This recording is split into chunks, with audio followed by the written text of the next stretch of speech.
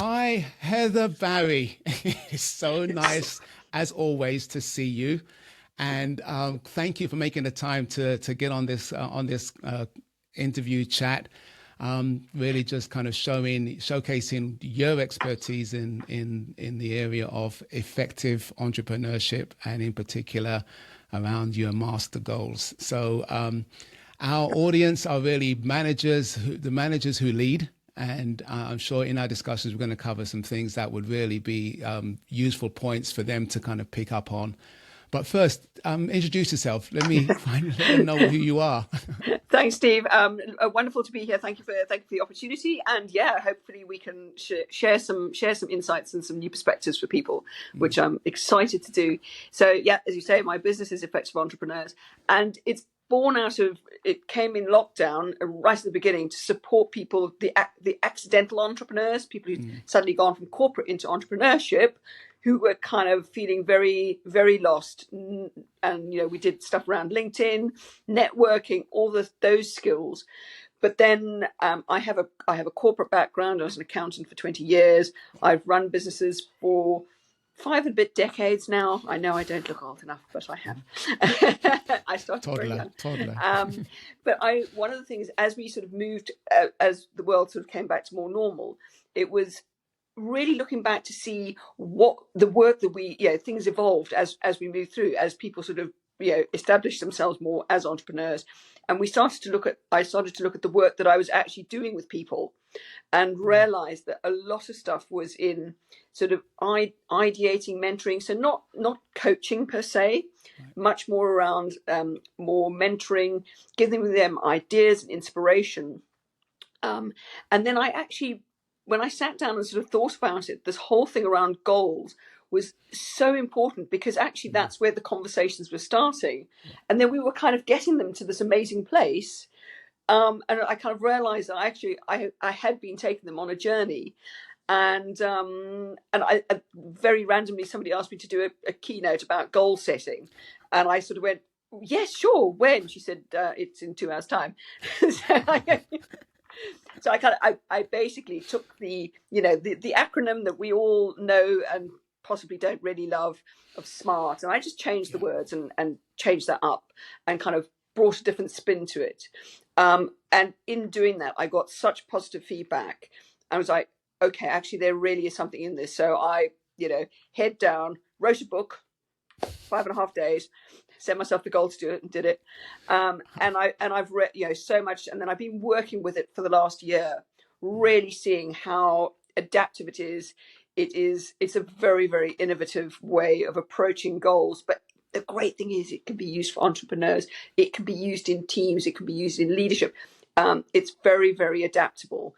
And that's why I'm, as you can tell, very excited about kind of sharing it, and hopefully it will start new conversations, in organizations, particularly for your audience. That's great. Bluetooth And you gave me connected.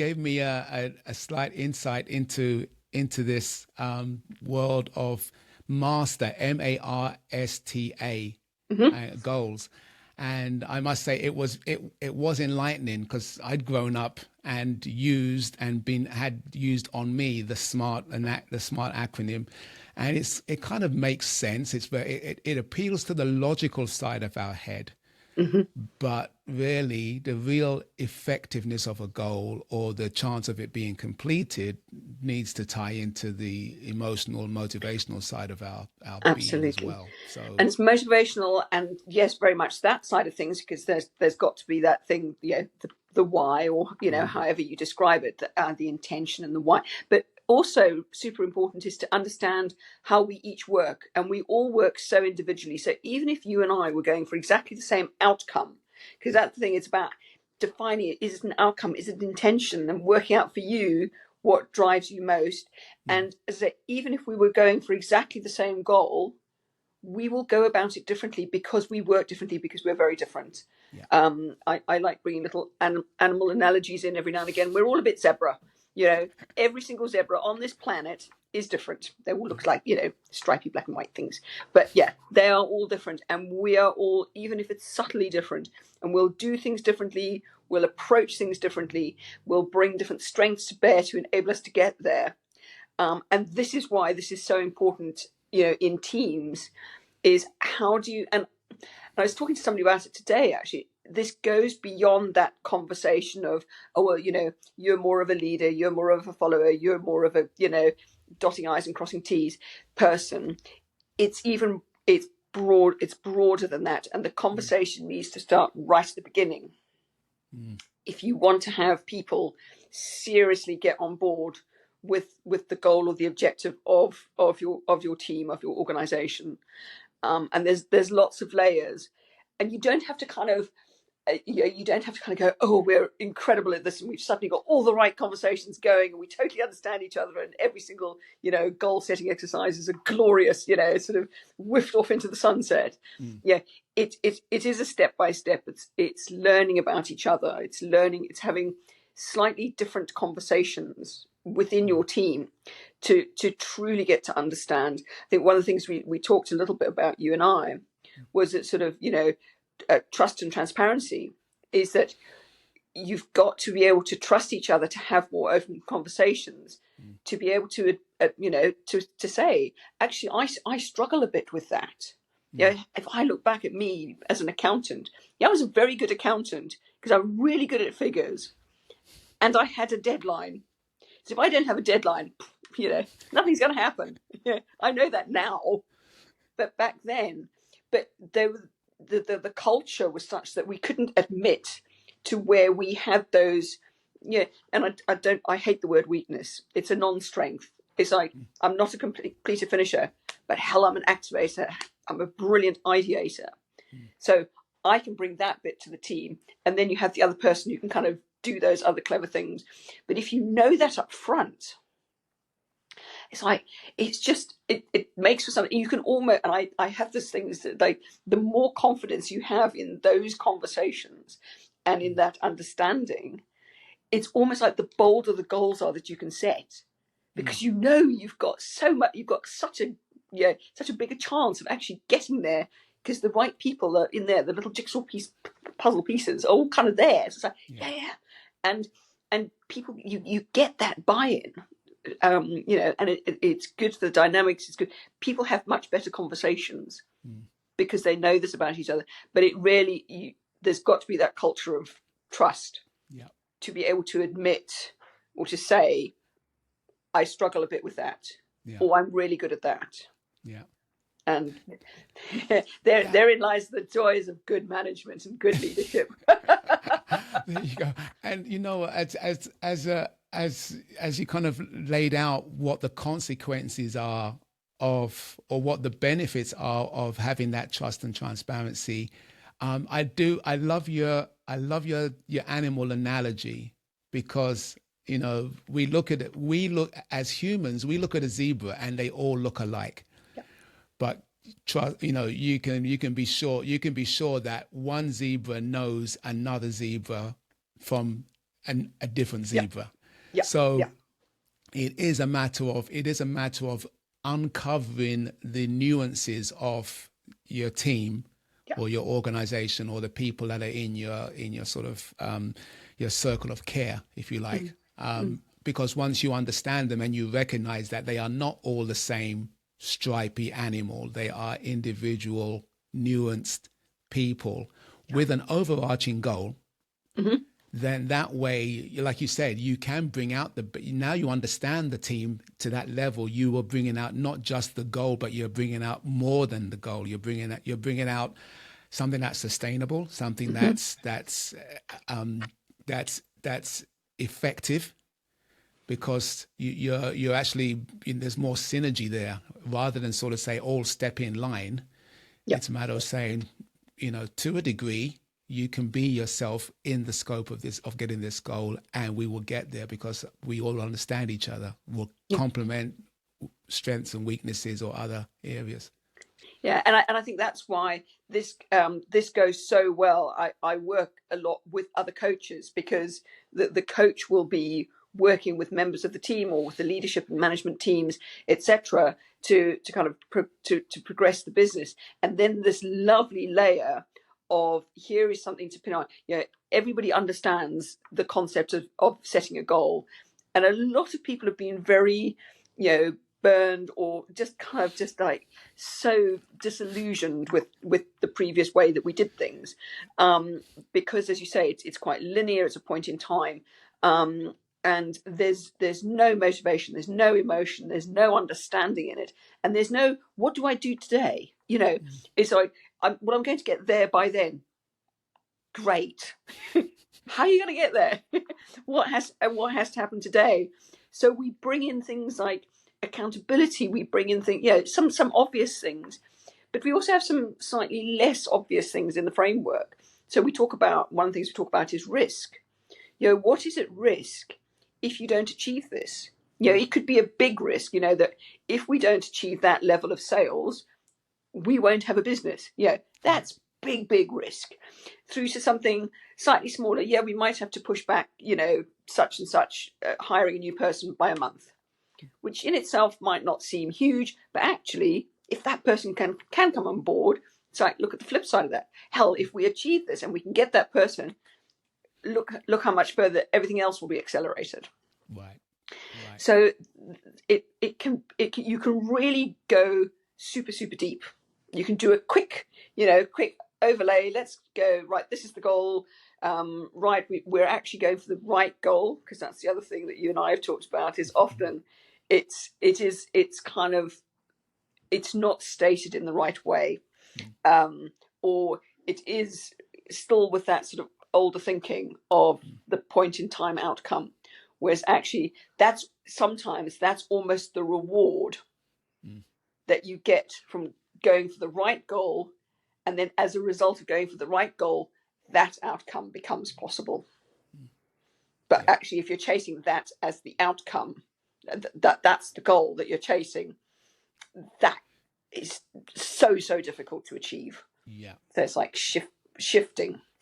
So there's quite a bit of mindset and learning to be done. Hey. I'm gonna say your hat reminds me of some intrepid reporter type detective, and keep it on because you're teasing this audience in terms of what this new mindset around goal setting is. You've already said it's not smart. It's smarter, if you like. Indeed. Right? It's smarter than smart. I coined that phrase on one of our calls. You did indeed. I'm making that one. Thank you. You send me the invoice. It is smarter. It is smarter than smart. And I'm guessing that there's a question in terms of what is it? We've outlined and teased out what the benefits are. And your last point is very, very on point with regards to, if we are so outcome focused, we don't think about the result and the risk and accountability and the other elements and the journey. And the journey is that what is the journey actually even look like? What are the steps? Because in doing that, you can at points, and then you can kind of are we on track? Can we review, etc. So it enables you to put in the milestones and those points of contact that you need. And it enables you to, reach out. Actually, we need to, at this point in time, we actually need to be talking to the finance department because X, Y, and Z.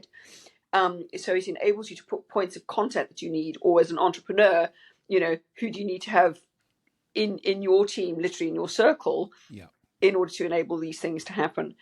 So it just brings in, and I think one of the things, when some people look at it, Steve, and you've seen it in its glorious outline, is that there are a lot of steps, but there are actually those sort of three phases. It's like, set the goal, do what you need to do to get to the goal, and then make the habits and the activities part of day-to-day life, because there's never just one goal. You don't just have, we need to do X turnover or speak to X number of people by the end of the week. There's that. And every other thing that you're working on, everything. Goals are with us, all day. They're just there permanently. A lot of them we don't even think of as goals because we do it naturally. Getting to the office by 9 o'clock, if that's the objective, effectively that is a goal. And for some people, that actually might be a big thing because they might have had health complications. It might be their first day back to work after being out for a long time. It might be a new job. It could be that they don't get on with their boss or something. something, so to actually get to work for 9 o'clock for them might be absolutely huge. Whereas for you and me, not a problem. So again, it's that understanding of the implication and the impact of that goal on each individual's life. Right. So I'm making notes whenever I look down, just to let you know. And the word that came to mind when you said that was the ecology of a goal, because it has to be something that doesn't live in isolation. No Correct. goal, business or personal, lives in isolation, and we all suffer from the myth of multitasking, and we think we can run two consecutive high functioning goals together in parallel without any loss or any risk in transitioning. And the jury's out on this. It's obvious we cannot do it. You can chew and walk gum. You can chew and walk gum. You can walk gum. No, you can walk and chew gum. I can't even say the words. but interesting that you say that often within roles in organizations and entrepreneurs, I think it's equally valid for both, is that we have several high functioning and demanding goals going on simultaneously. Yeah. And I think, and unless you've unpacked the detail to an extent, it's then very difficult to set the priorities. And what often happens for a lot of people is that they end up then doing the low value activities, because then they feel like I'm doing something, it's like, and it's not, and to kind of take away the overwhelm, but actually that big stuff that they really need to be focusing on to get the big chunky stuff done is being ignored. And again, that's, and then you start to judge yourself or blame yourself or whatever. And again, it's breaking that down is, today, what are the non-negotiables? You haven't seen it yet because it's only just been there. Is that we have an app to just help people in terms of that accountability. But a lot of accountability things rely on somebody else telling you to do something. It's like, Steve, will you write this report by the end of the day? Sure thing, done. Whereas I like to turn this on its head, because it's about, for us, it's all about taking responsibility for what it is that we need to do. Because most of the time, we know what we need to do. If you want to get fitter, you need to be doing the exercise required. If you want to, you need to drink more water. If you need to get 9 hours sleep, to go to bed earlier. We know what we need to do. And it's about, for us as individuals within a team or however we work, is to take responsibility for what we need to do to get to where we want to be, or to where the team wants to be. And again, if you've had more buy-in with the team, there is much more likelihood that that people will put those as their priorities. I'm really keen to get to where you want to go, because we're all heading for the same place. And there's much more chances I'll set that. That's a priority I want to do, because I have some ownership of that outcome or that intention. And that kind of gets me really excited. But we need to take responsibility as well. Yes, there might be an external number or whatever, but then take ownership for how you're going to do that, and then celebrate it at the end of the day. Get to the end of the day and go, well done me. That's it. Celebrate's a big thing in terms of just recognizing. And I had an interview with a gentleman that talks a lot about gratitude and being seen, heard, and appreciated, and that is part of that celebration. If the team is aligned, then it becomes easier to see what is worthy of celebration, and you don't have to wait for the big goal to be achieved. It could be a step in the right direction that everyone recognizes. And then you pick out specifically what you want to celebrate.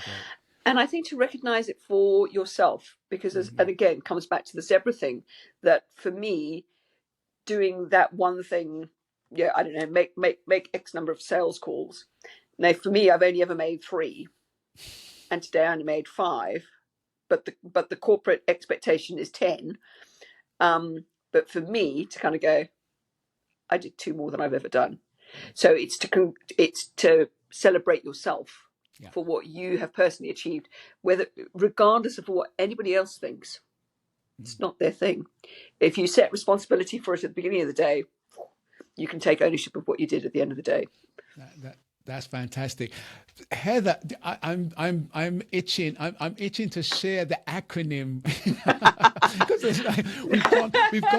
we've gone this far, and I know you're pressed for time, and I really appreciate you taking the time out of your day. It is actually hard to just set it as one, because it's not just like with the 5 letter one where it's just 5 words, because you go through it 3 times, and then in the middle of that you actually set the goal, which itself has its own acronym. So actually there's 24 little steps. But what I will do is I will just maybe highlight a couple, if that is helpful. I think, and it sort of sums up some of the stuff we've talked about. I think that thing of that motivation, the motivation and the how you actually state the goal. So how you kind of go, right, this is what the goal looks like. It's in that little SMART kind of a way, but we look at several things, and it's the metric. Is it sustainable? Is it aligned? These are some of the things. Yes, what is the time frame? What's the risk of not achieving it? So these are some of the things, as I say, we're asking slightly different questions just to make it bolder and juicier. We do like the word juicy. Got to get juicy goal in there somewhere. So for me, yes, it's that risk, it's that sustainability thing. Is this sustainable in terms of the amount of action required for the length of time it is required, and is it serving to the longevity of you or your organization? What is at risk if you don't achieve it? Right. That's super important. And then another little one, which is actually from the sort of the integrate phase, and that's the word ask. And for me, it's a really lovely little thing. It's like, it's asking the people around you, because when you sort of there's another A, which is amplify, which is when you tell people around you what you're doing and why you're doing it, then when you need to be able to stay a half hour later, or look, could I just get my headphones on and just do this, because people understand what it is that you're doing and why you're doing it, it's a lot easier to be able to just ask for the support you need, or ask for the time that you need, or just go, it just makes life so much simpler. And again, and if you're in a sort of a team situation, is you also, because you're now understanding each other more, I can come to you and go, Steve, look, I know you're absolutely super duper at X, Y, and Z. Can you help me just for half an hour? Because I'm not going to get to do the bit that I need to do, because I spent too long closing with so and so. We've closed it, but I spent too long in that conversation, and now I haven't had a chance to do that. Could you just help me, because I know you're really good at it? So that ask thing is really important. So that's just a couple of little highlights that I think might just start people thinking a little bit differently. You've put the pebble in the shoe right there. You've piqued enough of an interest. Heather, I'm mindful of the time, and I know you've got another pressing appointment. But so where can people find you? And I will definitely share links, because I think we've touched on things that are definitely going to be very helpful in understanding clear objectives, setting clear expectations. We talked about the trust and transparency and the communication and team dynamics that are built around having a positive aspect around goal setting. We all need them. So this is not just a rejig of the word SMART, but it's actually a reframing of how it's applied. Absolutely. And I definitely, as a coach in this space, I'm excited to be working with your framework and being able to deliver and present and share that sort of reframing of the goal setting process. Yeah. So how do we reach you? It's amazing. Thanks, Steve. So 3 easy things. So my website is effective-entrepreneurs.com. And it's, as ever, a work in progress, but there are links there to get hold of me, Calendly, etc., etc. I live in LinkedIn land, so that's Heather Barrie 1. Barrie is spelled with an IE. And then the third thing is that for anybody, we literally, and Steve was my guest very recently, because this is a reciprocal interview arrangement here. is that we every Tuesday morning we have what we call the Jedi Goal Mastery series, and Jedi's just effectively do it. And the Jedi's, we meet every Tuesday at 9 o'clock GMT, 9 a.m. And we just bring a different perspective. I interview someone who will bring a different sort of perspective and idea as to how and why we can set better goals and they have a greater chance of achieving them. And we have an interview, we go into breakthrough rooms, we learn from each other, we meet lovely new people, we have a Q&A, just 1 hour of your very precious time. And there is a link on the website, on the Effective Entrepreneurs website, to come along to that. But just reach out and we can talk goals, apps, hats, coffee, anything really. It is and I can testify. It's a great use of that time on a Tuesday morning. I've met some very enjoyable people, and I actually may have a few more on future interviews as well. So Heather, thank you so much for your time and attention. I'm certainly sure there's value been added today by going through that, and you really have set that pebble in the shoe, because you've teased us very, very nicely about those juicy goals that we can be setting in the future. Fantastic, Steve. And right, thank you so much for your time and for the opportunity. And yeah, really happy to chat to anyone who wants to, change the way they set and achieve their goals, because it can be so dynamic and so empowering. That is awesome. Okay, thank you so much, Heather, and we'll see everyone again in the next one. Take care. Brilliant. Thanks, Steve.